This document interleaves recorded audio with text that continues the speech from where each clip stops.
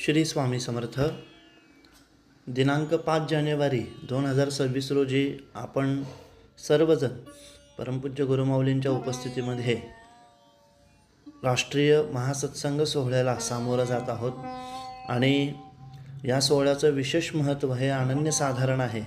स्कंदपुराणामध्ये विशेष महत्त्व या उज्जैनी क्षेत्राचं नमूद केलेलं आहे. त्याच्या अवंतिका खंडामध्ये, अवंतिका म्हणजे उज्जैन नगरी, या उज्जैन नगरीचं विशेष महात्म्य आणि तिथल्या देवतांचं महात्म्यसुद्धा वर्णित केलेलं आहे. आणि काशीचं जेवढं महत्त्व आहे तेवढंच अनन्यसाधारण महत्त्व उज्जैनचं आहे. कारण काशीमध्ये स्वतः भगवान विश्वेश्वर आहेत, पण उज्जैनमध्ये त्यांचं स्वरूप महाकालेश्वर आहे. म्हणजे काळ ज्यांचा खराब सुरू आहे किंवा काळ ज्यांचा बदलायचा आहे, वेळ ज्यांची बदलायची आहे, त्यांनी महाकालेश्वरांची उपासना करावी असा. आणि म्हणून या उज्जैन नगरामध्ये जो भाविक जाऊन उपासना करतो आणि तो महाकालांना शरण असतो, त्यांना महाकालांचं संरक्षण प्राप्त होतं. आणि म्हणून असं म्हटलं जातं कि अकाल मृत्यु वो मरे जो काम करे चंडाल का, और काल भी उसका क्या बिगाडे जो भक्त हो महाकाल का.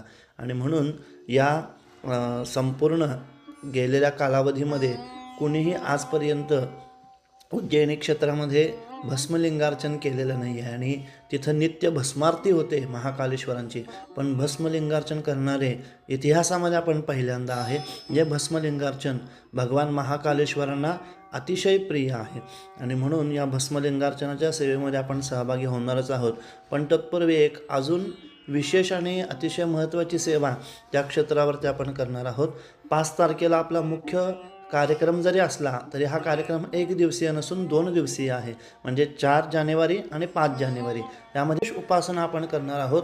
जी उपासना संपूर्ण विश्वामध्ये त्याच ठिकाणी केली जाते आणि ती उपासना म्हणजे मंगळ ग्रहासाठी अनुष्ठान आणि विशेष पूजन आहे. आता मंगळ ग्रहाचं विशेष अनुष्ठान म्हणजे काय? आपल्या पत्रिकेमध्ये ज्या व्यक्तीचा मंगळ खराब असतो त्या व्यक्तीला मंगळ आपल्या निर्णय क्षमतेशी, आपल्या पराक्रमाशी अवलंबून असतो, निगडीत असतो. आणि म्हणून ज्या व्यक्तीचा मंगळ खराब आहे त्याला साधा व्यवस्थित निर्णय घेणंसुद्धा अवघड पडतं. संकटाच्या परिस्थितीला तोंड देणंसुद्धा त्याला खूप भीतीदायक आणि अडचणीचं, त्रासाचं ठरतं. आपलं मत स्पष्टपणे सुद्धा मांडता येत नाही.